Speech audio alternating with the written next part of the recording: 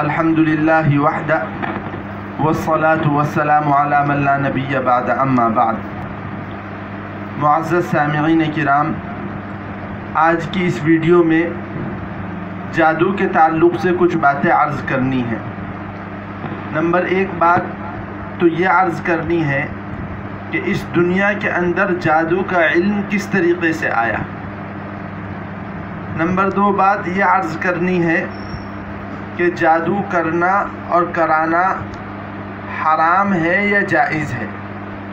اور نمبر تین بات یہ عرض کرنی ہے کہ اگر کسی شخص کے اوپر جادو یا سحر کر دیا جائے تو کیا اس کی طبیعت کے اوپر جادو کا اثر ہوتا ہے یا اثر نہیں ہوتا ہے۔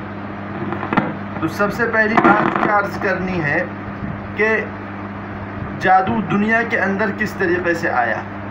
تو قرآن کریم نے اس حقیقت کو کھولا ہے، اور سورہ بقرہ کے اندر اللہ تعالیٰ ارشاد فرماتے ہیں وَاتَّبِعُوا مَا تَتْلُو الشَّيَاطِينُ عَلَى مُلْكِ سُلَيْمَانَ، اور یہ یہودی اس علم کے پیچھے پڑ گئے جس کو شیاطین حضرت سلیمان علیہ السلام کی بادشاہت کے زمانے میں پڑھا کرتے تھے۔ اصل بات یہ ہے کہ جادو کا علم انسان کے پاس کبھی نہیں تھا، بلکہ جادو کا علم جو تھا وہ شیاطین کے پاس تھا۔ شیاطین مستقل ایک اللہ تعالیٰ کی مخلوق ہے، اور جس کو ہم جنات بھی کہتے ہیں۔ تو جنات یہ مستقل اللہ تبارک و تعالیٰ کی ایک مخلوق ہے، اور انسان یہ اللہ تبارک و تعالیٰ کی مستقل مخلوق ہے۔ انسانوں کے پاس جادو کا علم نہیں تھا، جنات کے پاس جادو کا علم تھا۔ حضرت سلیمان علیہ السلام کے زمانے میں چونکہ حضرت سلیمان علیہ السلام کی بادشاہت جس طریقے سے انسانوں کے اوپر تھی، اسی طریقے سے حضرت سلیمان علیہ السلام کی بادشاہت جنات کے اوپر بھی تھی۔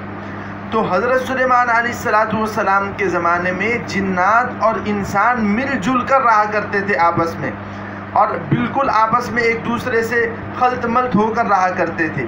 اور مشاہدات یہ ہیں کہ جب دو مخلوقیں آپس میں ملتی ہیں تو ایک دوسرے کا کلچر، ایک دوسرے کی تہذیب، ایک دوسرے کی معاشرت منتقل ہوتی ہے۔ چنانچہ جناتوں سے یہ جادو کا علم انسانوں کے اندر آ گیا، اور حضرت سلیمان علیہ السلام کے زمانے میں جو یہودی تھے، ان یہودیوں نے جناتوں سے یہ علم سیکھ لیا، اور یہ علم سیکھ کر انسانوں کے اندر اس علم کو انہوں نے پھیلایا۔ یہ علم پھیلتا چلا گیا حتیٰ کہ پوری دنیا کے اندر یہ علم پھیل گیا۔ اور خاص طور پر ایک شہر جس کا نام ہے بابل، اس بابل شہر کے اندر اس علم کا خوب چرچا ہوا، حتیٰ کہ اللہ تبارک و تعالیٰ نے جب اس شہر کے اندر اپنے نبیوں کو بھیجا تو اور ان نبیوں نے معجزات کا اظہار فرمایا اور معجزات دکھائے، تو اس وقت کے لوگوں نے، چونکہ جادو کا زمانہ تھا، ان تمام لوگوں نے یہ کہہ دیا کہ یہ معجزات بھی جادو ہی ہے، یہ معجزات نہیں ہے۔ تو اللہ تبارک و تعالیٰ نے اس موقع کے اوپر دو فرشتوں کو بھیجا، جن میں سے ایک کا نام تھا ہاروت اور ایک کا نام تھا ماروت۔ ان دونوں فرشتوں کو بھیجنے کا مقصد یہ تھا کہ یہ دونوں فرشتے انسانوں کے سامنے معجزات کی حقیقت کو اور جادو کی حقیقت کو واضح کر دیں، اور بتا دیں کہ یہ جادو ہے اور یہ معجزہ ہے۔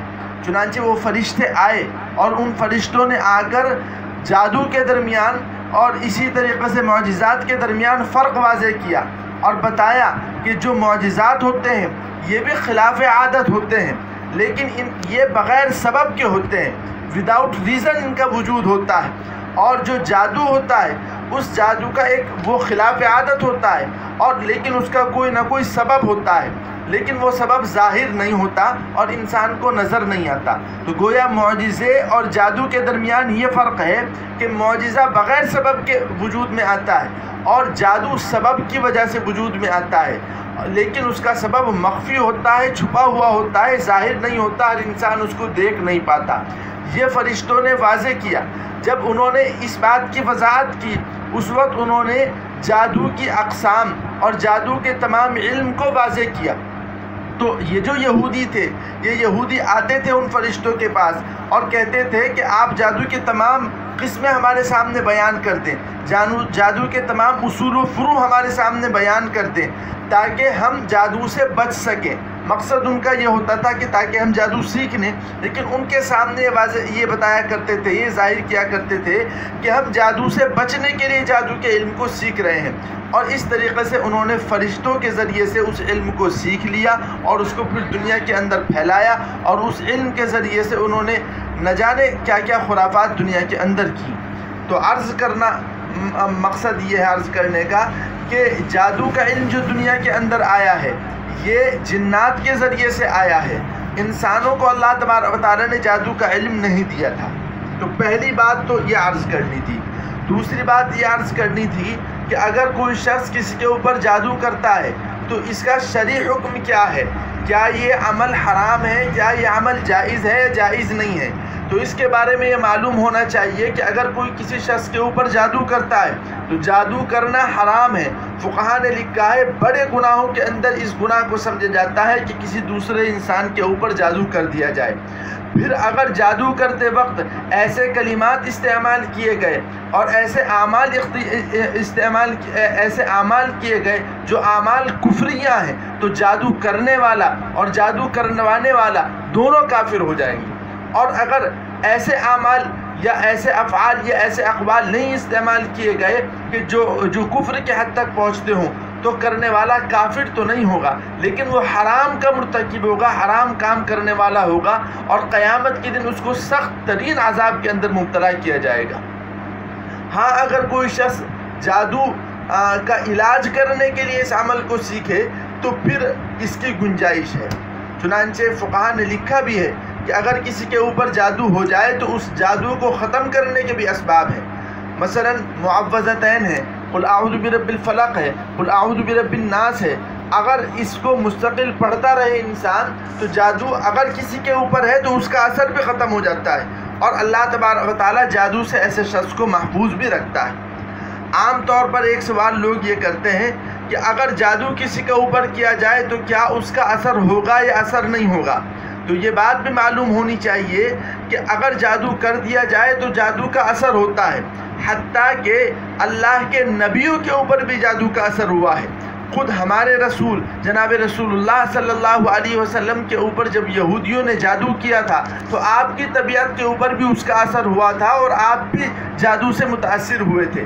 تو جادو ایسی چیز ہے کہ اگر وہ کسی کے اوپر کر دیا جائے تو اس کا اثر ظاہر ہوتا ہے، اور یہ بالکل ایسا ہی ہے جیسے اگر آگ جلا دی جائے تو انسان آگ کی گرمی محسوس کرتا ہے، اے سی چلا دیا جائے تو اے سی کی ٹھنڈک انسان محسوس کرتا ہے۔ اسی طریقے سے اگر کچھ اعمال پڑھ دیے جائیں، کچھ عملیات پڑھ دیے جائیں تو انسان کی طبیعت کے اوپر اس کا بھی اثر پڑتا ہے۔ بس فرق یہ ہے کہ آگ کے اندر آگ جلتی ہوئی نظر آتی ہے، اے سی جب چلتا ہے تو اے سی چلتا ہوا نظر آتا ہے، لیکن جب کوئی انسان عملیات پڑھتا ہے تو وہ پڑھتا ہوا نظر نہیں آتا، وہ کسی دوسری جگہ سے پڑھتا رہتا ہے اور اس کا اثر انسان کی طبیعت کے اوپر محسوس ہوتا ہے۔ بہر صورت عرض یہ کرنا ہے کہ اگر جادو کر دیا جائے تو جادو کا اثر انسان کی طبیعت پر ظاہر ہوتا ہے، لیکن گھبرانے کی کوئی ضرورت نہیں ہے۔ اگر کسی کے اوپر جادو کر دیا گیا ہے تو اس کا علاج بھی موجود ہے۔ اس کا علاج یہ ہے کہ معوذتین کو پڑھا جائے کثرت سے، اور جس کے اوپر جادو ہوا ہے معوذتین پڑھ کر اس کے اوپر دم کیا جائے، یا معوذتین زعفران سے لکھ کر اس کو پلا دی جائے، تو اس صورت کے اندر جادو کا اثر ظاہر ہو جاتا ہے۔ ہم سے چونکہ یہ درخواست کی گئی تھی کہ جادو کے تعلق سے کچھ باتیں عرض کر دی جائیں، اس لیے یہ ویڈیو بنائی گئی تاکہ جادو کے تعلق سے اسلامی تعلیمات لوگوں تک پہنچیں۔